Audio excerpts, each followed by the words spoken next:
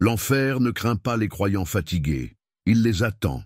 Parce que le sommeil spirituel ne commence pas quand les yeux se ferment, il commence quand l'esprit se rend.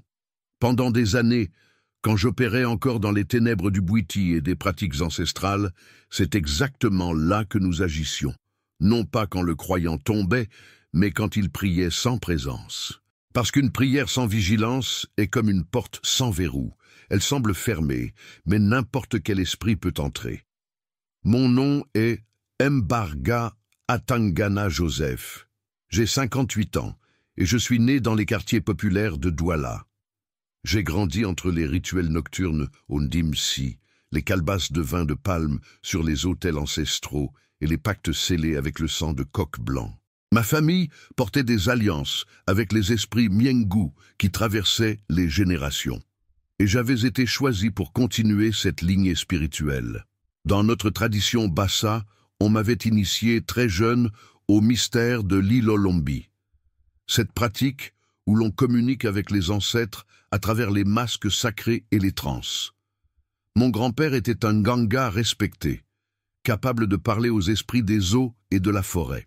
Il m'avait transmis le don de voir au-delà du voile, de manipuler les forces invisibles qui gouvernent les destinées.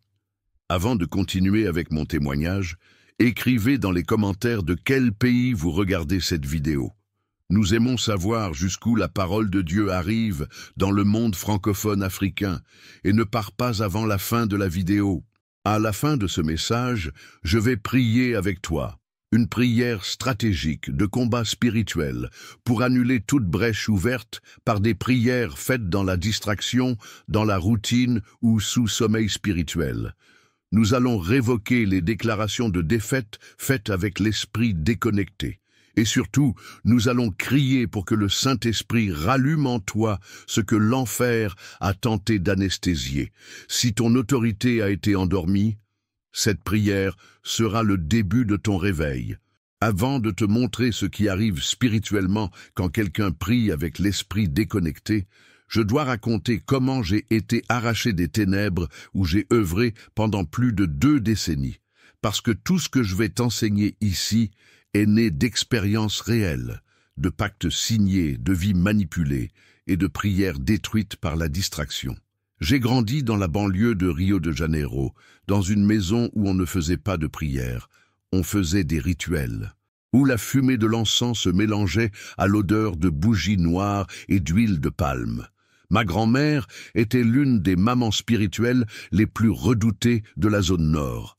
Les gens frappaient des mains dehors et attendaient d'être appelés. Depuis petit, je regardais ces scènes avec fascination et peur, et c'est ainsi qu'à 12 ans, j'ai été présenté comme fils d'entité. On m'a dit que j'avais un appel, et j'y ai cru. À 14 ans, j'ai participé à mon premier rituel d'attachement spirituel. À 17 ans, j'ai été consacré complètement. L'entité qui m'accompagnait exigeait un pacte de silence. Je devais observer, apprendre et ne jamais hésiter. C'est à cette époque que j'ai découvert l'arme la plus puissante contre les croyants, le sommeil spirituel. Pas le sommeil du corps, mais celui de l'esprit. Dans les rituels fermés, nous savions exactement quand un croyant était vulnérable. Ce n'était pas quand il manquait le culte, c'était quand il priait distrait. Parce que la distraction ouvrait des portes que même la sorcellerie la plus forte n'arrivait pas à forcer. Mon rôle était ça, induire le bruit mental. Faire que les personnes qui priaient commencent à penser aux problèmes, aux factures, aux disputes, aux vieux souvenirs. La prière continuait. Mais l'esprit s'était déjà déconnecté, et ça suffisait. Pendant 20 ans, j'ai été reconnu pour ça. Je travaillais en silence. Je n'ai jamais eu besoin d'invoquer des possessions violentes. J'avais juste besoin du bon mot dit au mauvais moment. Je pense que Dieu m'a oublié. Ma vie ne changera jamais. J'en ai marre de tout ça. Des phrases lâchées que les croyants eux-mêmes libéraient quand ils étaient fatigués, confus ou somnolents. C'était tout ce dont nous avions besoin pour agir légalement. Mais c'est exactement cette routine qui a commencé à me faire sombrer. Parce que plus je touchais au monde spirituel, plus je sentais que j'étais dévoré de l'intérieur. L'entité qui me parlait avant a commencé à me presser. Cauchemar, ombre, bruit, voix qui disait mon nom quand personne n'était là. Ma femme m'a quitté en disant que la maison était pourrie de l'intérieur. Je disais que c'était de la jalousie. Mais je savais, quelque chose en moi s'effondrait.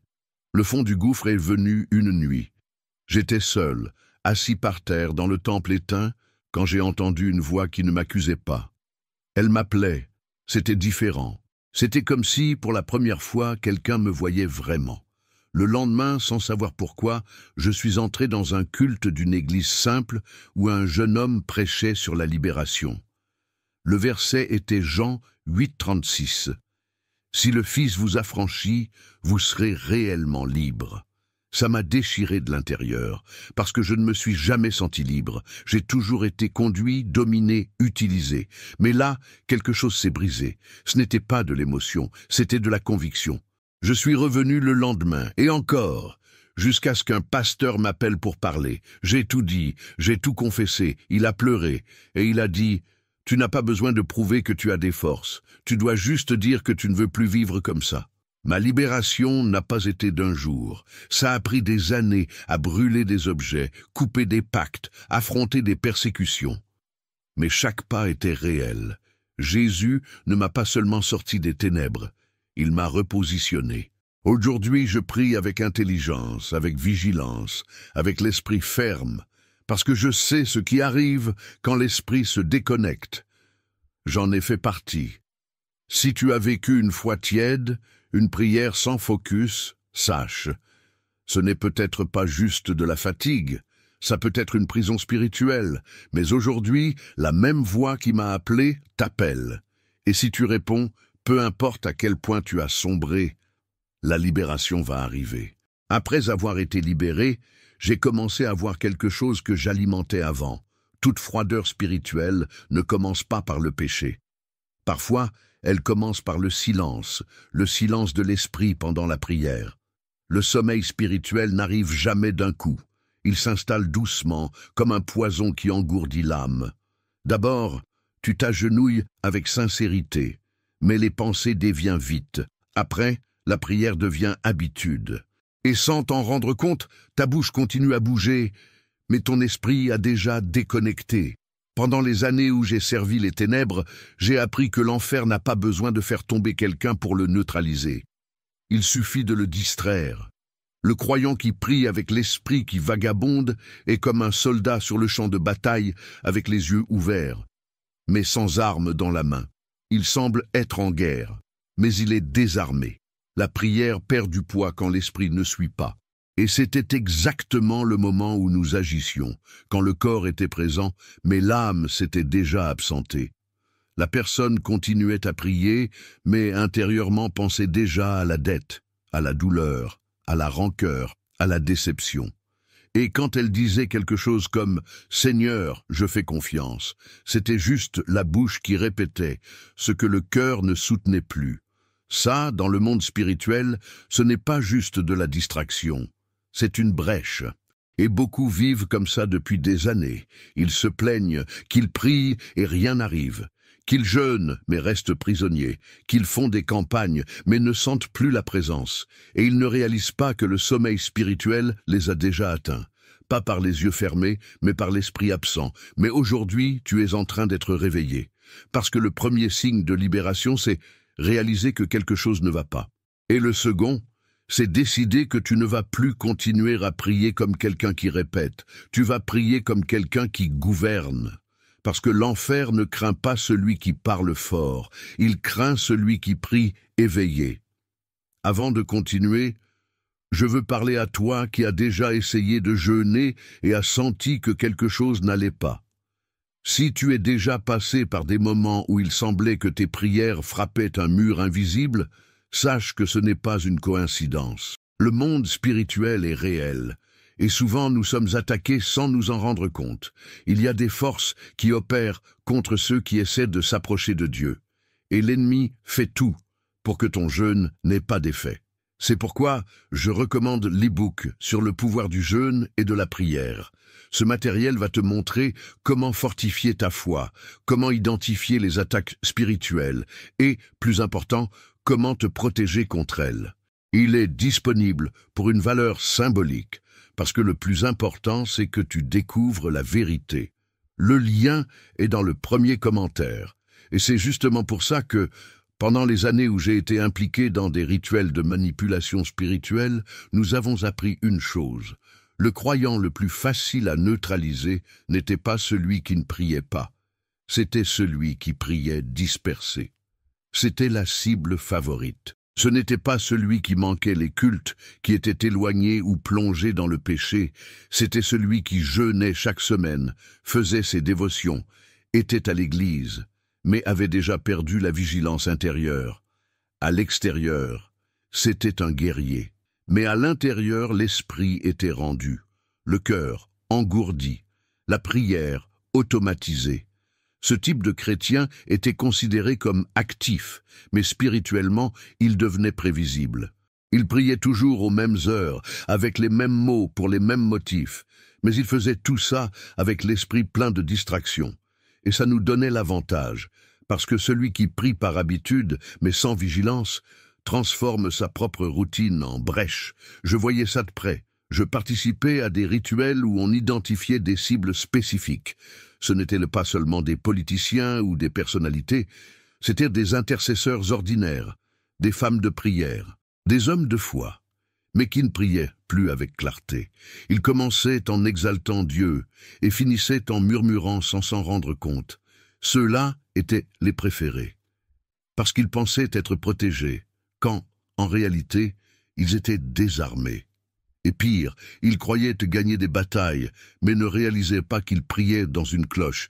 Leurs paroles frappaient le plafond et revenaient, l'esprit déconnecté, l'esprit affaibli, et l'âme distraite. Une fois, nous avons reçu la tâche de bloquer la vie d'une femme qui dirigeait des groupes de prière. Elle jeûnait fréquemment, elle parlait de la parole avec autorité, mais elle faisait une erreur constante. Elle priait toujours en fin de journée, couchée dans son lit, épuisée. Au début de la prière, elle déclarait des promesses. Mais à la fin, elle disait des choses comme « Seigneur, je sais que rien ne va changer, mais je suis là ». Cette phrase lâchée entre un bâillement et un autre était tout ce dont nous avions besoin. Une confession libérée avec l'esprit vulnérable. Et dans le monde spirituel, peu importe si c'était dit avec de bonnes intentions. Si c'était libéré avec le cœur fatigué et l'esprit dispersé, ça a quand même du poids. Et quand cette phrase se répète jour après jour, ça devient sentence. Maintenant, écoute ça avec attention. L'enfer ne craint pas la quantité de prières. Il craint la qualité. Ce n'est pas de prier beaucoup, c'est de prier avec clarté, avec l'esprit présent, avec l'esprit éveillé. Parce que ça ferme les portes. Ça génère l'autorité. Et si tu as vécu une routine spirituelle sans avancer, même en étant fidèle, peut-être que le problème n'est pas dans ta foi, il est dans ton focus. Et la bonne nouvelle, c'est que ça peut être corrigé. La vigilance commence par l'esprit. L'autorité commence par la conscience. Et à partir du moment où tu pries avec l'intelligence éveillée, tu cesses d'être cible et tu commences à être menace. Si la cible préférée était le croyant distrait, le chemin le plus facile d'accès a toujours été le même, les distractions mentales pendant la prière. Au début, je sous-estimais ça aussi. Je pensais qu'un esprit qui vagabonde n'était qu'un détail, jusqu'à ce que les maîtres du temple m'enseignent quelque chose que je n'ai plus jamais oublié. Le corps agenouillé n'effraie pas l'enfer. L'esprit inattentif donne l'autorisation. Et ils avaient raison. Parce que dans le monde spirituel, la distraction n'est pas neutre, c'est une légalité. Quand la personne commence à prier et, au milieu de la prière, son esprit voyage vers des souvenirs, des rancœurs, des situations du jour ou même des pensées aléatoires, elle n'est pas juste déconcentrée, elle est divisée. Et Jésus lui-même a dit « Une maison divisée ne peut subsister » Marc 3, 25. Un esprit divisé génère une prière vulnérable. Une prière vulnérable peut être interceptée, et c'est ce que j'ai fait pendant des années. La technique était simple, causer du bruit, rien d'agressif, juste influencer l'environnement spirituel avec des pressions douces, poids mental, fatigue émotionnelle, pensée cyclique. L'esprit de la personne devenait confus. Elle commençait à prier pour la libération et finissait en se rappelant la conversation qu'elle avait eue avec quelqu'un 5 jours avant. Et même ainsi, elle croyait qu'elle priait. Mais tu sais, ce qui me surprenait le plus, le fait que même au milieu de la confusion, beaucoup de ces personnes libéraient des déclarations sans s'en rendre compte.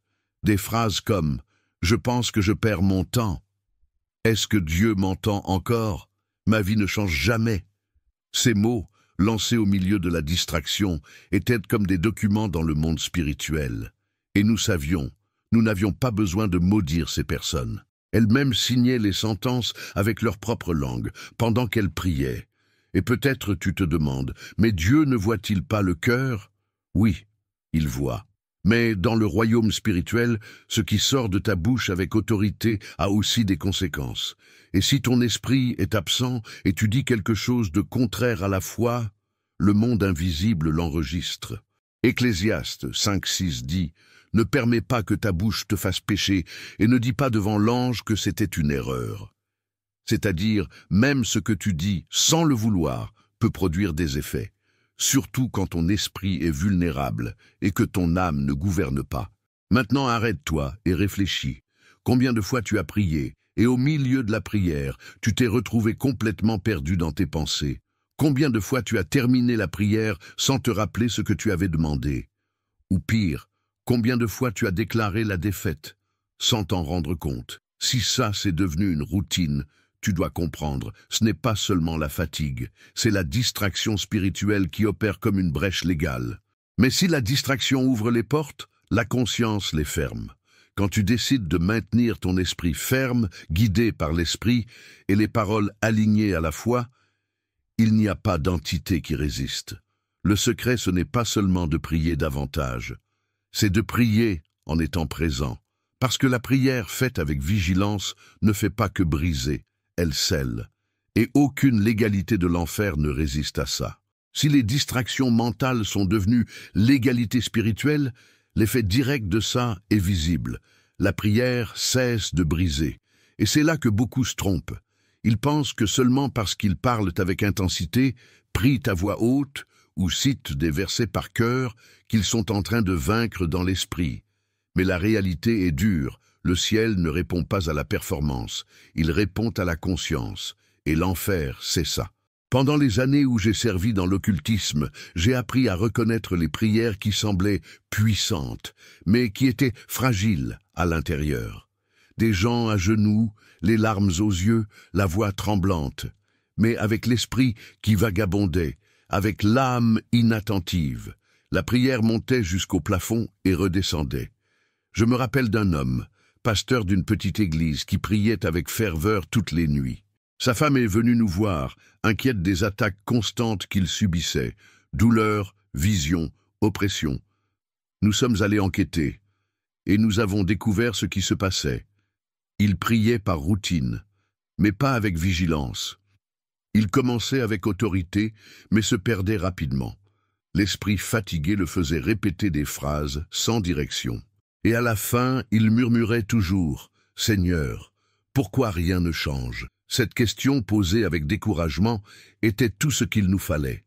Sa prière ne brisait pas parce qu'elle était pleine de bruit. Et dans le monde spirituel, le bruit n'ouvre pas le chemin. Il ne fait que dénoncer la fragilité. Tu peux être en train de passer par ça maintenant. Tu peux être en train de prier depuis des mois, même des années, mais avec la sensation que tu parles à un mur. Tu fais des campagnes, tu vas aux veillées, tu jeûnes, mais quand tu pries, tu te distrais. Et au milieu de la prière, tu commences à déclarer « Rien ne marche pour moi. Peut-être que je fais tout mal. Je pense que Dieu m'a oublié. » Ces phrases, dites entre soupirs ou pensées dispersées, annulent tout ce qui est venu avant. Pas parce que Dieu est faible, mais parce que tu parles en son nom, avec un esprit qui n'est déjà plus là. Et si l'esprit se déconnecte, l'âme perd l'autorité. Dans Proverbe 18, 21, il est écrit « La mort et la vie sont au pouvoir de la langue. Mais je te dis plus, le pouvoir de la langue n'a d'effet que quand il est lié à un esprit vigilant, parce que la bouche peut dire « Seigneur, je crois ». Mais si l'esprit est plein de doutes, Ce qui prévaut dans le monde spirituel, c'est ce qui a été libéré avec conviction, même si c'était le murmure. La bonne nouvelle, tu peux briser ce cycle. Tu peux récupérer la clarté. Tu peux restaurer l'autorité de ta prière. Comment? En arrêtant de prier avec précipitation, en arrêtant de répéter des phrases automatiques, en arrêtant de faire semblant que tout va bien quand ton esprit est un chaos. La prière qui brise est celle qui commence avec la vérité. Et quand tu pries avec un esprit ferme, une conscience pleine et une âme allumée, l'enfer n'écoute pas seulement, il recule. Après avoir vu tant de prières sans impact, une question surgissait toujours dans l'esprit des croyants eux-mêmes. Pourquoi, même en priant, ma vie continue d'être bloquée? Et la réponse, souvent, était dans une stratégie que peu de gens perçoivent, l'affaiblissement nocturne. Oui, l'ennemi n'attend pas que tu dormes pour agir. Il opère avant, quand il perçoit que tu vas essayer de prier. Et pendant les années où j'ai servi dans les ténèbres, j'ai compris que le meilleur moment pour saboter un croyant était justement quand il s'efforçait de chercher Dieu à la fin de la journée. La routine spirituelle de beaucoup de guerriers de la foi commence la nuit, après le travail, après la course, après la fatigue. C'est quand ils disent « Maintenant c'est mon temps avec Dieu ». Mais ils ne savent pas que, à ce moment exact, une stratégie invisible a déjà été activée. Nous appelions ça le silenciement par usure. Ce n'était pas de la possession ni de la perturbation directe. C'était quelque chose de beaucoup plus subtil et beaucoup plus efficace. Comment ça fonctionnait? Nous désignions des esprits pour provoquer de petits stimuli. Un poids soudain dans les yeux, des bâillements en séquence, des démangeaisons, des inquiétudes dans le corps, des bruits mentaux, des souvenirs aléatoires. Tout ça pour empêcher que l'esprit entre en alignement spirituel. Et le plus dangereux, c'est que rien ne semblait anormal. La personne commençait à prier normalement. Mais petit à petit, la prière perdait le focus. Le corps se relâchait. L'esprit se dispersait. Et les paroles perdirent leur sens. Et quand ça arrivait, l'âme de la personne était déjà affaiblie.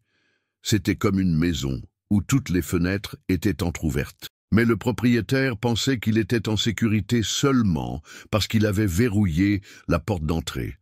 L'affaiblissement nocturne n'est pas seulement biologique, il est spirituel.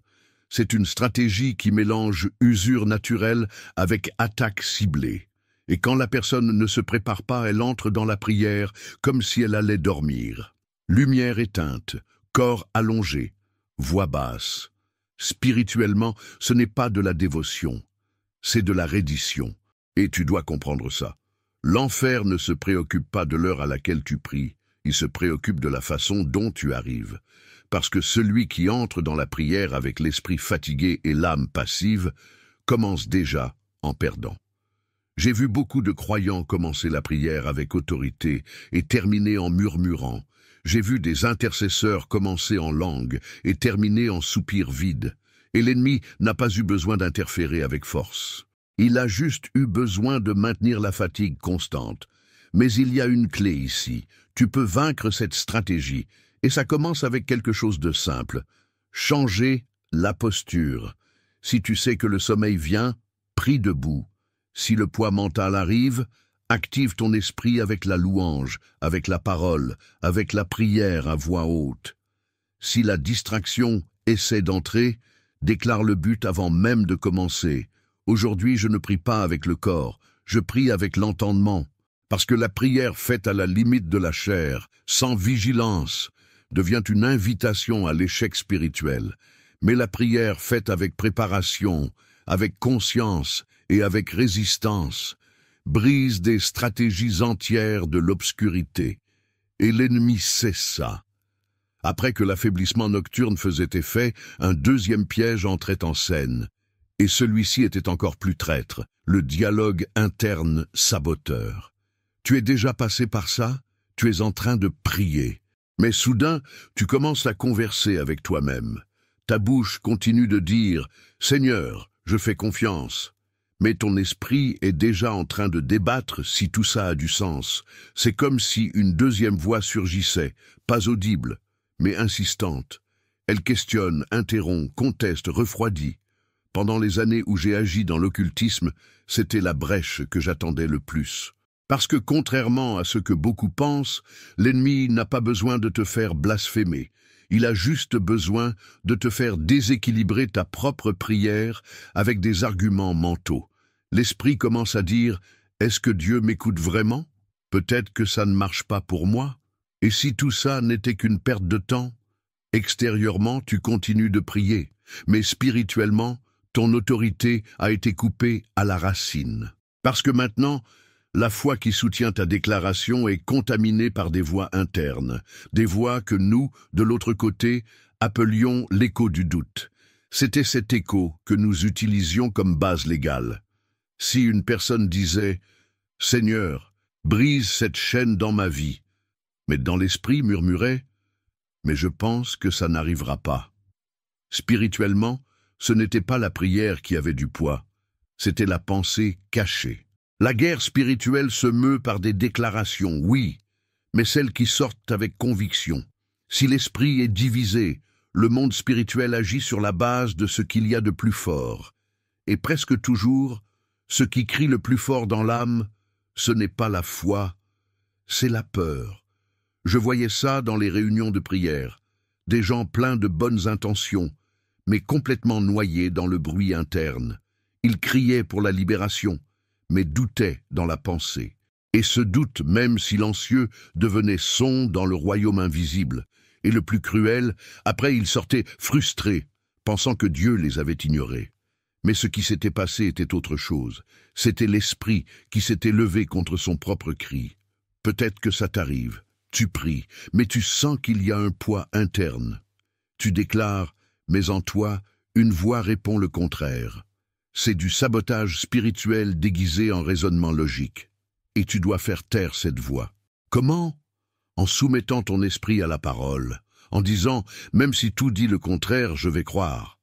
Et en priant avec conviction, même face à la peur, parce que l'enfer ne peut pas annuler une prière faite avec foi. Mais il peut profiter d'une fête avec conflit mental. C'est pourquoi quand tu plies les genoux, déclare à voix haute « Mon esprit est captif à l'esprit. Mes pensées ne vont pas saboter ma foi. » C'est la prière que l'enfer ne supporte pas. Parce que quand esprit, bouche et âme sont en accord, même le silence porte l'autorité.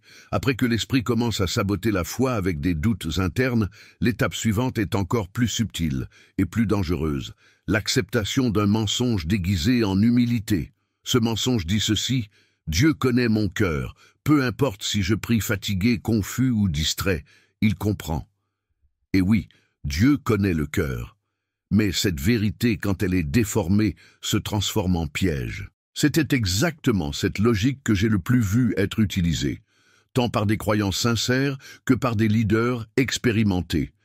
Ils se convainquaient que, même avec l'esprit qui vagabondait, le ciel écouterait, parce que l'intention était bonne. Mais dans le monde spirituel, l'intention sans vigilance ne génère pas d'autorité. Et l'enfer, c'est ça. Pendant les rituels auxquels j'ai participé, c'était cette distorsion qui nous donnait le plus accès. Parce que pendant que le croyant croyait qu'il était compris, il était surveillé et neutralisé. La prière distraite, automatique, faite par routine, ne cause pas d'impact. Elle cause de l'exposition. Et même s'il y a de la sincérité, ce qui compte dans le tribunal spirituel, ce n'est pas seulement l'émotion, c'est l'alignement. Beaucoup disaient « mais je prie, même avec sommeil, ça montre la fidélité ». Mais je voyais de l'autre côté, ce moment était comme un mot de passe affaibli. C'était comme quelqu'un allant à la guerre avec l'armure ouverte, pensant que l'ennemi aurait pitié parce que, au moins, il a essayé. C'est pourquoi Jésus a dit avec fermeté dans Matthieu 26, 41 « Veillez et priez pour que vous n'entriez pas en tentation. L'esprit en vérité est prompt, mais la chair est faible. » Jésus n'a pas dit « Le Père comprendra si vous dormez ». Il a alerté. Il a exigé la vigilance. Parce qu'il savait, le sommeil de la chair peut devenir brèche dans l'esprit. Le mensonge du Dieu comprend a paralysé des générations entières d'intercesseurs. Des gens qui commencent avec le feu, mais finissent en croyant que n'importe quel effort est déjà suffisant.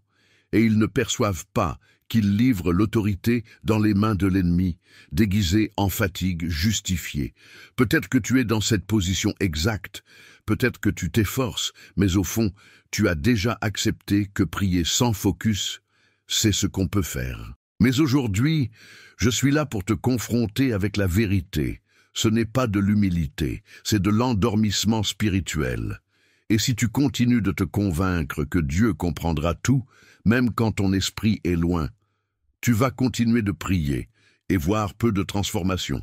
Mais si aujourd'hui tu décides de casser ce mensonge-là, te lever avec l'intelligence et traiter la prière comme la guerre, pas comme la routine, tu vas commencer à voir le changement. Parce que Dieu ne répond pas à la routine spirituelle. Il répond à l'engagement vrai. Et cet engagement commence avec l'esprit éveillé, avec la conscience active, avec l'âme allumée. N'accepte plus de prier comme quelqu'un qui fait le rite. Prie comme quelqu'un qui comprend qu'il est au combat, parce que l'enfer ne respecte pas la fatigue. Il recule seulement devant l'autorité. Après que le croyant croit que Dieu comprend tout et accepte la distraction comme partie naturelle de la vie de prière, quelque chose encore plus grave commence à arriver. L'alliance spirituelle commence à se rompre et il ne s'en rend même pas compte. Ce n'est pas que Dieu abandonne la personne, c'est que la distraction continue, l'esprit absent et les paroles automatiques font que la personne abandonne petit à petit la conscience de l'alliance. Et une alliance ne reste ferme que quand il y a mémoire, révérence et vigilance. Dans les jours où je servais de l'autre côté, j'ai vu ça arriver plus souvent qu'on imagine et des croyants qui ont commencé fermes, pleins de crainte, mais qui, avec le temps, se sont installés dans la facilité. La prière a cessé d'être moment de guerre, c'est devenu moment de répétition. L'autel qui était gardé avec zèle avant est devenu routine somnolente. Et là où il y avait un pacte vivant avec Dieu, il n'y a plus que vestige de ce qui était fort un jour. C'est là que j'ai compris une clé spirituelle. La distraction constante pendant la prière est signe que l'alliance est négligée. Et quand l'alliance est négligée, elle commence à s'affaiblir, pas du côté de Dieu, mais du côté de celui qui prie. Parce que Dieu est fidèle, mais il ne force pas la communion. Il veut la présence vraie, pas la mise en scène dévotionnelle.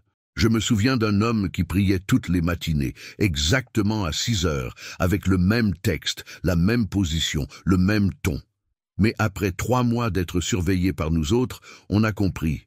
Il était là, de corps présent, mais d'esprit absent. Il priait, mais pensait au travail. Il priait, mais faisait les listes mentales. Il priait, mais le cœur ne brûlait plus. Et dans cet état-là, ses paroles ne soutenaient plus l'alliance qui le protégeait avant. C'est là qu'on a pu agir. Pas parce qu'il a péché de façon visible, mais parce qu'il a cassé la connexion spirituelle par distraction constante. L'autel qu'il élevait tous les jours est devenu lieu désert. Et là où il n'y a pas présence, il y a espace. Et là où il y a espace, il y a brèche. Peut-être que tu vis quelque chose comme ça. Tu pries, tu jeûnes, tu vas au culte, mais avec la sensation que tu es distant. Peut-être que tu n'as pas cassé l'alliance avec Dieu avec un acte, mais tu es en train de casser petit à petit. Chaque fois que tu pries sans esprit, sans vigilance, sans âme. La bonne nouvelle, c'est que l'alliance cassée par distraction peut être restaurée par conscience. Et tout commence avec un cri simple et vrai. Seigneur, ramène-moi. Fais-moi prier avec l'âme entière. Réveille-moi. Parce que l'alliance se renouvelle quand l'esprit se réveille. Et Dieu qui est fidèle honore toute reconnexion faite avec repentance et vigilance. Il ne suffit pas d'être dans le lieu secret, il faut être entier. Si la distraction est capable de ronger une alliance avec Dieu, alors c'est naturel que l'enfer est une stratégie montée spécialement pour les distraits. Et je peux affirmer clairement, entre toutes les armes que j'ai utilisées pendant que je servais dans les ténèbres, celle-là était la plus efficace et la moins détectée par les croyants. La plupart des gens imaginent le diable comme quelqu'un qui agit avec les frayeurs, les bruits, les démons qui crient. Mais la vérité, l'enfer préfère le silence de l'esprit distrait. Il ne veut pas te retirer de la prière. Il veut que tu continues à prier, mais avec l'esprit loin, que tu plies les genoux, mais sans âme, que tu parles, mais sans autorité. Parce que pour les ténèbres, une prière faite avec distraction vaut moins qu'une minute de silence avec vigilance. Dans les cultes de libération que j'observais, ceux qui souffraient le plus d'oppression répétée n'étaient pas les nouveaux convertis. C'étaient les croyants anciens, les fidèles de beaucoup d'années, mais qui priaient en automatique. Ils avaient déjà les paroles apprises par cœur, les répétitions prêtes, les postures traditionnelles. Mais l'esprit, livré, le cœur, froid, l'âme, silencieuse. Et comment on savait ça? Parce que la prière de ces croyants ne générait pas résistance. Pendant qu'ils parlaient, nos entités attendaient seulement. On savait qu'à un moment donné viendrait la phrase qu'on voulait entendre.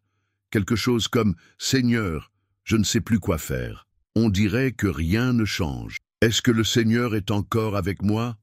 Ces paroles, dites sans filtre, au milieu de la dispersion, c'étaient comme des contrats qu'on signait. Et le plus cruel, ces personnes pensaient qu'elles étaient en communion, quand en vérité elles étaient surveillées. L'enfer est stratégique. Il observe tes habitudes. Il note tes horaires. Il reconnaît tes phrases préférées. Et il calcule exactement où ton esprit se perd. Et crois-moi, il n'a pas besoin de créer grand scandale dans ta vie. Il a juste besoin de te maintenir en train de faire tout correct, mais avec l'esprit déconnecté. Parce que prière sans attention, c'est prière sans direction. Et prière sans direction n'atteint pas le ciel, mais attire le regard de l'ennemi. Tu dois comprendre ça. La distraction n'est pas seulement humaine, c'est spirituel. Beaucoup de pensées qui surgissent justement à l'heure de la prière sont injectées. Elles viennent comme souvenirs urgents, problèmes anciens, images au hasard. Mais tout ça a un seul objectif, rompre ta connexion. Si l'ennemi a déjà découvert où ton esprit se déconnecte, alors tu dois découvrir où il faut qu'il soit discipliné. Prie avec but, déclare ce que tu crois, maintiens ton esprit captif à la parole et, par-dessus tout, demande au Saint-Esprit qu'il te rende le focus. Parce que quand tu pries avec vigilance, la stratégie de l'enfer échoue avant même de commencer. Après des années à appliquer ces stratégies contre les chrétiens qui priaient sans vigilance, je peux te dire avec certitude, ce ne sont pas des théories, ce sont des patterns, répétitifs, silencieux, dévastateurs. Et pour prouver que l'enfer se nourrit vraiment de la distraction, je veux te raconter quelques cas réels que j'ai vus de mes propres yeux. Le premier, c'était celui d'une vieille dame très connue dans le quartier où j'ai grandi. Elle dirigeait les groupes de prière depuis plus de 20 ans. Elle était respectée, fidèle, constante. Mais quelque chose a commencé à changer. Elle a commencé à prier seule aux petites heures, toujours couchée, déjà fatiguée, presque en train de somnoler. Au début, elle déclarait la parole avec audace, mais dans les minutes finales, comme si elle parlait avec elle-même, elle commençait à dire des phrases comme « Seigneur, je sais que ma vie ne va pas changer, mais je n'ai plus de force. » Nous, on observait en silence, parce que cette phrase répétée en prière nuit après nuit, c'était tout ce dont on avait besoin pour agir. On n'avait pas besoin de casser sa foi. Elle-même, sans s'en rendre compte, décrétait la stagnation spirituelle. Et avec le temps, elle a commencé à souffrir de cauchemars, confusions émotionnelles, maladies inexplicables, et elle n'a jamais compris pourquoi. Un autre cas, c'était celui d'un jeune ouvrier, très dévoué. Toujours le dernier à sortir de l'église, toujours avec la Bible dans la main. Mais il avait une habitude dangereuse. Il priait tous les jours au réveil, encore couché, regardant le plafond, répétant les mêmes phrases. Une fois, j'ai été désigné pour observer ce garçon-là, et j'ai remarqué qu'entre une déclaration et l'autre, il murmurait avec les lèvres presque fermées « Ça ne va pas marcher pour moi. Dieu doit être fatigué de moi. » Il pensait qu'il se confiait à Dieu. Mais dans le monde spirituel, ce qu'il faisait, c'était établir des accords, sans couverture de foi. Et comment on savait ça? Parce qu'après ces prières somnolentes et déconnectées, l'atmosphère spirituelle autour de lui changeait. Ça pesait. Ça devenait trop silencieux. Les promesses qu'il déclarait avec foi à l'église, il les démolissait seul dans la chambre. La prière distraite devenait un cycle. Il demandait libération. Et lui-même annulait sa propre parole avec des phrases chargées de fatigue et doute. Et ces phrases étaient enregistrées. Parce que dans le monde spirituel, chaque parole dite a valeur, principalement quand elle sort de quelqu'un qui a autorité, même sans conscience. J'ai vu beaucoup de cas comme ça. Des personnes sincères, amoureuses de la parole, mais prises dans une routine de prière qui ne générait plus rupture, seulement répétition. Et peut-être que tu te vois dans ces exemples. Peut-être que toi aussi tu pries tous les jours, mais tu termines toujours en disant les mêmes phrases. Peut-être que tu penses que tu es sincère avec Dieu, mais spirituellement, tu ouvres des portes avec des paroles qui contredisent ta propre foi. La bonne nouvelle, tu peux casser ce cycle aujourd'hui, parce que de la même façon que j'ai vu le début de l'oppression chez beaucoup, j'ai aussi vu la libération arriver quand quelqu'un décidait de prier avec intelligence, avec focus et avec âme allumée. Et tu peux être cette personne. Après avoir vu tant de cas comme ceux que je t'ai racontés, je suis arrivé à une conclusion inévitable. Dans le monde spirituel, le sommeil de l'âme est détecté avant que la personne elle-même s'en rende compte. Oui, l'enfer sait avant toi quand ta prière a cessé d'être menace. Et le ciel remarque aussi quand ton esprit ne suit plus tes paroles. Il y a une sorte de capteur spirituel qui réagit pas au volume de ta voix, mais à l'intégrité entre esprit, corps et âme.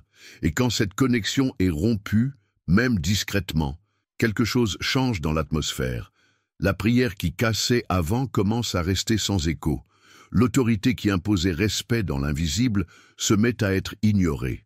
Et l'adorateur qui ébranlait les chaînes avant, maintenant répète seulement les phrases. Pendant les rituels de surveillance auxquels je participais dans les ténèbres, on nous enseignait à observer ce signe.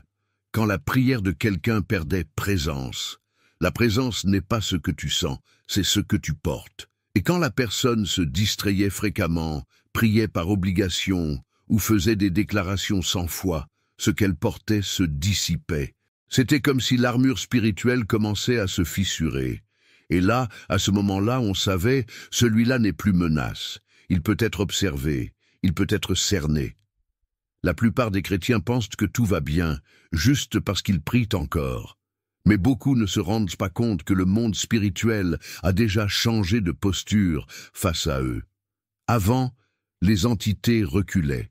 Maintenant, elles s'approchent, pas parce que tu as péché de façon scandaleuse, mais parce que ton esprit s'est déconnecté. Ton âme a perdu le focus. Ta bouche a continué à bouger, mais l'autorité est partie. Et ça, ce n'est pas théorie, c'est réalité spirituelle.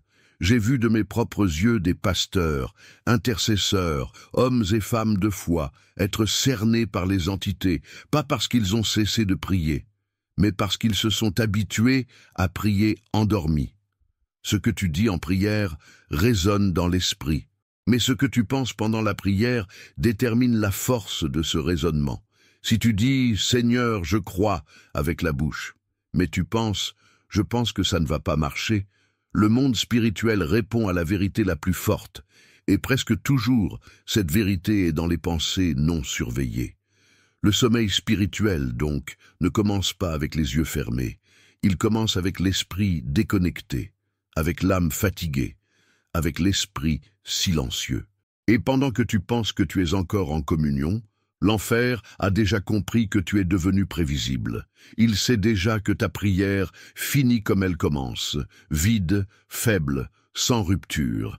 Mais si aujourd'hui tu as compris ça, c'est signe que la vigilance revient. Et quand l'esprit se réveille, l'enfer perd le droit de te cerner. Parce que le monde spirituel respecte une chose par-dessus tout, conscience spirituelle en pleine prière. Savoir que l'enfer détecte le sommeil spirituel avant toi peut paraître désespérant. Mais la vérité, c'est l'autorité perdue peut être restaurée.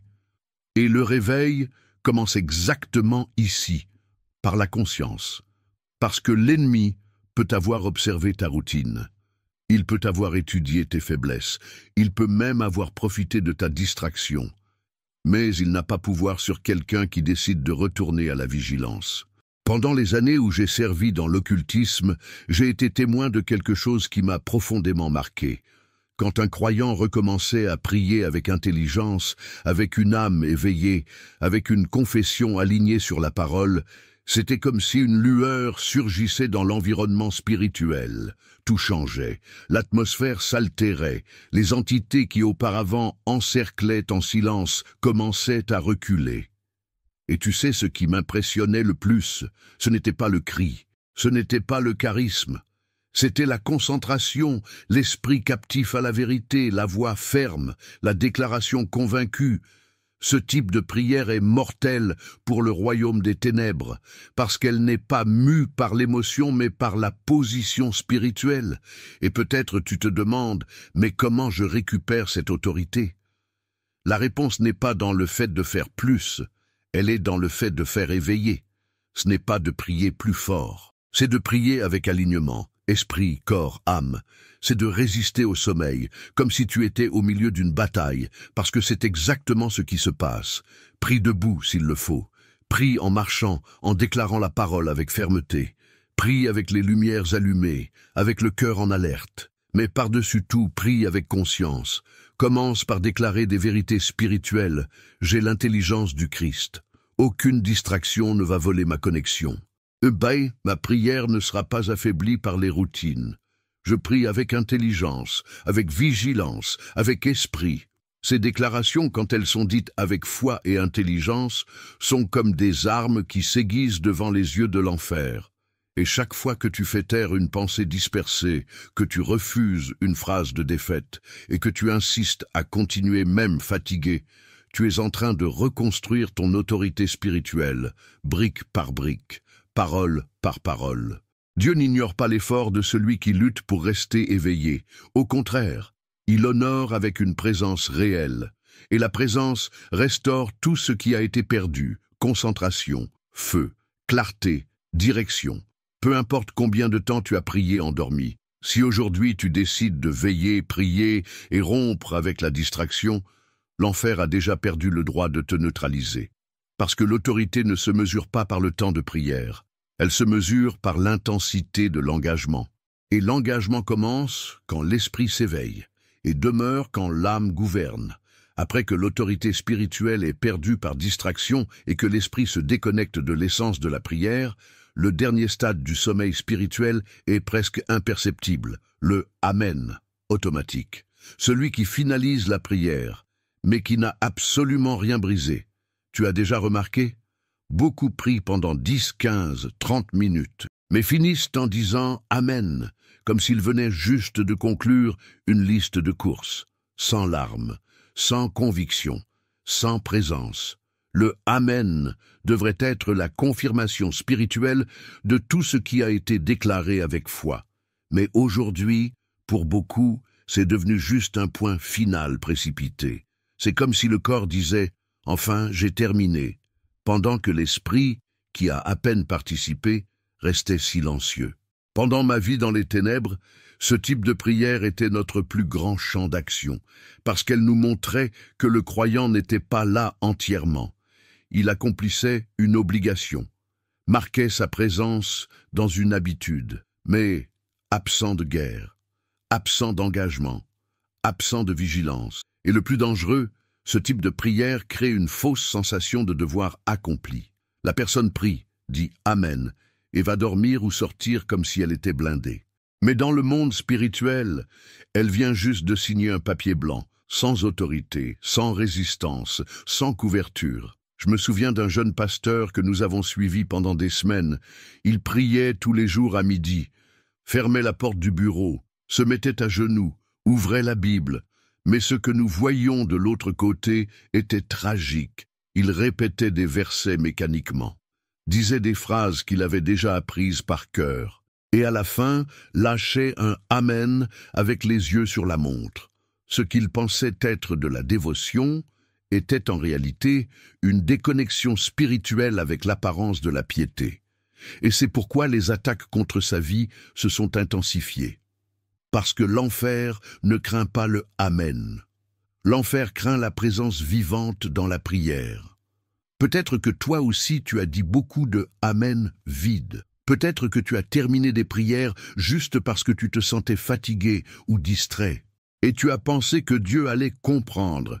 Mais comprends une chose, Dieu ne cherche pas des prières longues, il cherche des prières présentes, des déclarations vivantes, des confessions avec foi, du silence avec révérence, et Amen avec conviction. Parce que le Amen n'a du poids que quand le ciel peut dire qu'il en soit ainsi avec toi. Si ton esprit s'est dispersé, recommence. Si ta prière a perdu sa concentration, reviens au point où tu t'es connecté. Mais ne termine pas ce qui n'a pas commencé avec l'esprit. Le sommeil spirituel commence là où le Amen n'est qu'une formalité. Mais l'autorité commence quand chaque parole est un acte de guerre, y compris la dernière. Et que ton Amen soit le son d'un décret au ciel et un tremblement de terre en enfer. S'il existe une période où le sommeil spirituel s'intensifie et où l'enfer profite le plus, c'est pendant ce que nous appelions dans l'occultisme les heures mortes. Entre minuit et 3 heures du matin, le champ spirituel s'allume, et pas avec de la lumière, mais avec la bataille. C'était à 7 heures que nous, impliqués dans des rituels et des manipulations spirituelles, recevions des ordres spécifiques, affaiblir ceux qui priaient distraits, visiter les foyers où l'esprit était déjà endormi et lever une résistance là où il y avait des cris avec des brèches. Ceux qui priaient avec conscience pendant ce tour nous obligeaient à reculer. Mais ceux qui priaient avec sommeil, ceux-là devenaient des cibles. Et plus que ça, ils devenaient des passages, des portes ouvertes par leur propre négligence. Moi-même, j'ai été responsable de surveiller divers intercesseurs pendant ces aubes. Et tu sais ce qui m'impressionnait le plus?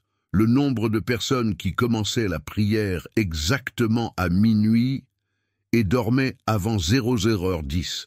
Ce n'était pas juste de la fatigue physique, c'était une guerre spirituelle contre la vigilance de l'esprit. Et quand l'esprit tombait, l'âme devenait vulnérable. Tu sais pourquoi? Parce que pendant que le corps se repose, l'esprit doit être actif.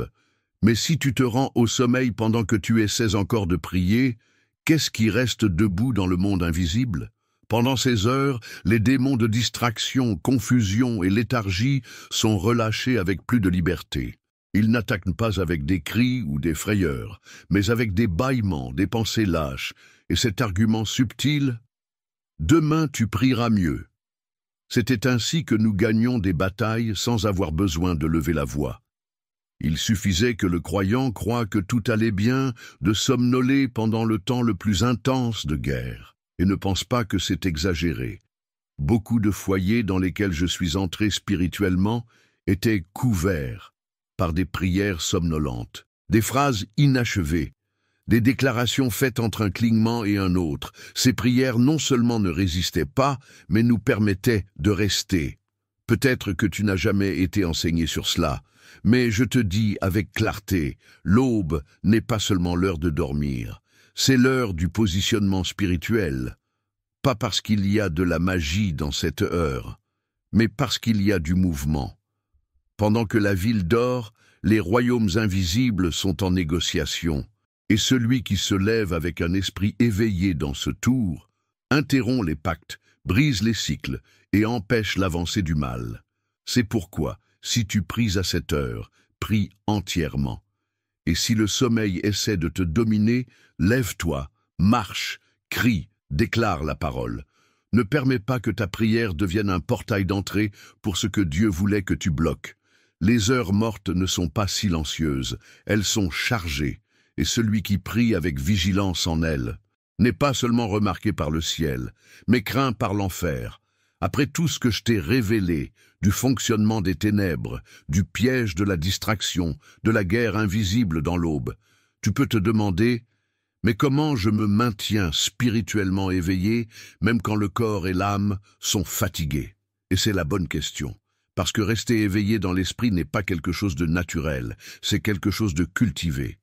Ça exige une posture, ça exige de la discipline, ça exige une vigilance intentionnelle. Le premier pas est de reconnaître que la bataille commence dans l'esprit. L'esprit est le champ où le sommeil spirituel s'installe. Pas quand tu fermes les yeux, mais quand tu lâches la concentration. C'est là que l'ennemi souffle les pensées lâches, les distractions, les souvenirs inopportuns, tout pour déconnecter ton âme de la présence. C'est pourquoi apprends à amener chaque pensée captive à l'obéissance du Christ. Quand une idée lâche vient pendant la prière, confronte. Quand un doute ou une distraction surgit, réponds avec la parole. Quand tu perçois le corps qui s'enfonce, lève-toi. Prie à voix haute, prie en marchant. Déclare des versets d'une voix ferme. Un autre principe essentiel, utilise les armes spirituelles avec conscience. Il ne suffit pas de répéter ce que tu as entendu dans les prédications. Déclare ce que tu crois. Déclare ce qui a des racines en toi. Parce que dans le monde spirituel, ce n'est pas le volume de ta voix qui meut le ciel, c'est la conviction derrière les paroles. Nourris ton esprit avec la parole, pas seulement pendant le dévotionnel, mais comme un style de vie. Lis, mémorise, déclare, médite. La parole est épée, et celui qui entre en guerre désarmé revient blessé. Apprends aussi à percevoir les signaux de ton corps. Si tu pries toujours couché et que tu t'endors, change de posture. Si la chambre sombre t'emmène à la torpeur, allume les lumières. Prie debout avec la Bible ouverte. Prie avec papier et stylo dans la main. Prie avec un but et non par habitude. Et le plus important, demande au Saint-Esprit de t'entraîner, qu'il te réveille, qu'il te corrige, qu'il te secoue si nécessaire, parce que c'est lui qui convainc, qui active, qui veille avec nous. Le sommeil spirituel n'est pas vaincu seulement avec la force de volonté. Il est vaincu avec un positionnement conscient. Et cela arrive tous les jours dans de petits choix. Se lever au lieu de somnoler. Prier au lieu de reporter. Demeurer, même quand tout demande du repos. Souviens-toi, l'enfer ne craint pas le croyant qui prie par coutume. Il craint le croyant qui veille pendant qu'il prie, parce que celui-là, même en silence, porte la clarté dans l'esprit. Rester éveillé n'est pas facile, mais c'est possible. Et quand tu choisis cela tous les jours, ta prière cesse d'être un monologue et redevient un combat. Si tu es arrivé jusqu'ici, c'est parce que quelque chose en toi ne veut plus prier en dormant, vivre déconnecté ou permettre que ton autorité spirituelle soit corrodée par la distraction. Et crois-moi, c'est déjà un signe que le Saint-Esprit est en train de te réveiller. Et si ce message t'a confronté, t'a enseigné ou t'a réveillé d'une manière ou d'une autre, je te demande de considérer soutenir cette chaîne avec un super thanks. Cette aide financière est ce qui permet que des messages comme celui-ci continuent d'atteindre des personnes qui prient seules, découragées et qui ont besoin de lumière au milieu de la confusion spirituelle. Père Céleste, je me dresse aujourd'hui avec l'autorité que tu m'as donnée à travers le sang de Jésus-Christ. En tant que quelqu'un qui a opéré dans les ténèbres du Bwiti et qui connaît les secrets des Miengu, je déclare la guerre contre les forteresses spirituelles qui maintiennent le peuple du Cameroun en captivité. Au nom de Jésus-Christ, je brise tout pacte ancestral qui a été fait avec les esprits des eaux. J'annule toute alliance scellée avec le sang de coq sur les autels d'une Dimsi. Seigneur, ton sang est plus puissant que toute offrande versée dans les cérémonies d'Ilolombi. Je connais les stratégies de l'ennemi parce que j'ai été de l'autre côté. Je sais comment les esprits Miengu s'infiltrent dans les familles à travers les générations, établissant des malédictions héréditaires qui passent du grand-père au petit-fils. Je sais comment ils utilisent les rêves pour établir des pactes sans que la personne s'en rende compte. Je sais comment ils exploitent la fatigue spirituelle des croyants pour ouvrir des brèches. C'est pourquoi, Père, j'intercède pour chaque famille à Douala, Yaoundé, Bafoussam et dans toute l'étendue de ce pays. Je brise maintenant toute malédiction générationnelle au nom de Jésus. Que le sang de l'agneau purifie les lignées qui ont été contaminées par les pratiques ancestrales. Seigneur Jésus, tu as autorité sur tous les Nganga et leur pouvoir. Tu es plus grand que les esprits de la forêt de la Sanaga. Tu es plus fort que les mystères gardés dans les masques sacrés. Tu vainques tout sortilège lancé à travers le vin de palme consacré aux ancêtres. Je déclare la libération sur ceux qui sont encore liés aux traditions occultes. Que le Saint-Esprit brise les chaînes invisibles qui les lient aux autels familiaux. Que la lumière du Christ dissipe les ténèbres qui entourent les initiations secrètes dans les cultes bassas. Père, je demande pardon pour mon pays. Pardon d'avoir échangé ton nom contre les noms des esprits ancestraux. Pardon d'avoir cherché le pouvoir dans les pratiques interdites au lieu de le chercher en toi. Pardon d'avoir permis que le syncrétisme religieux confonde le peuple, mélangeant ta vérité avec les mensonges des ténèbres. Maintenant, je décrète la vie là où il y avait la mort spirituelle. Je décrète la lumière là où il y avait les ténèbres. Je décrète la liberté là où il y avait l'oppression. Au nom de Jésus, je commande que tout esprit familial qui opère à travers les lignées sanguines soit chassé et banni pour toujours. Seigneur, je connais le pouvoir des Miengu sur les eaux, mais tu as marché sur les eaux de la mer de Galilée. Je connais les secrets des guérisseurs traditionnels, mais tu es le grand médecin. Je connais les manipulations des Nganga, mais tu es le véritable sacrificateur. C'est pourquoi je déclare que Jésus-Christ est Seigneur sur le Cameroun. Il est Seigneur sur le fleuve Wouri, sur les montagnes de l'Ouest, sur les forêts du Sud. Il n'y a aucun territoire qui ne lui appartienne. Il n'y a aucun esprit qui ne se prosterne devant son nom. Père, je te demande de susciter une génération de jeunes Camerounais qui ne se conforment pas aux pratiques anciennes, qu'ils aient le courage de briser les cycles familiaux, qu'ils choisissent de suivre Jésus même quand toute la famille sera contre eux.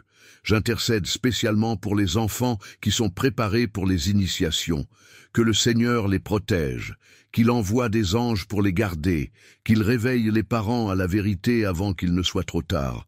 Seigneur Jésus, je te demande d'utiliser ce témoignage pour ouvrir les yeux de ceux qui sont encore aveugles, que ceux qui pratiquent le Bwiti voient qu'il y a un meilleur chemin, que ceux qui consultent les Nganga découvrent que tu as toutes les réponses, que ceux qui font des offrandes aux Miengu comprennent que tu as déjà fait l'offrande parfaite à la croix. Je déclare que les forteresses de l'occultisme au Cameroun sont en train d'être renversées en ce moment même. Que les autels familiaux soient détruits par le feu du Saint-Esprit, que les masques sacrés perdent tout leur pouvoir, que les amulettes et talismans deviennent des pierres sans vie. Père, que ce pays soit connu non pas pour ses sorciers, mais pour tes miracles, qu'il soit célèbre non pas pour ses pratiques ancestrales, mais pour la puissance de l'Évangile, que les nations voisines voient la transformation du Cameroun et glorifient ton nom. Au nom de Jésus, je brise toute résistance spirituelle sur cette terre, que l'Évangile pénètre dans les endroits les plus reculés, qu'il arrive dans les villages où l'on pratique encore l'animisme pur, qu'il transforme les cœurs les plus endurcis par les traditions. Seigneur, fais que chaque personne qui entend ce témoignage soit touchée par ton esprit, que ce ne soit pas juste une histoire pour eux, mais une rencontre réelle avec ta puissance, qu'ils sentent la présence de Jésus de manière tangible et ne puissent plus vivre comme avant. Je scelle cette prière avec le sang de Jésus-Christ. Que toute parole déclarée ici s'accomplisse dans la vie de chaque auditeur. Que la puissance des ténèbres soit brisée et que la lumière du Christ brille sur le Cameroun comme jamais auparavant. Amen et Amen. Si vous avez senti la puissance de cette prière toucher votre cœur, écrivez dans les commentaires « Jésus a brisé mes chaînes ». Laissez votre témoignage pour que d'autres voient ce que Dieu fait dans votre vie.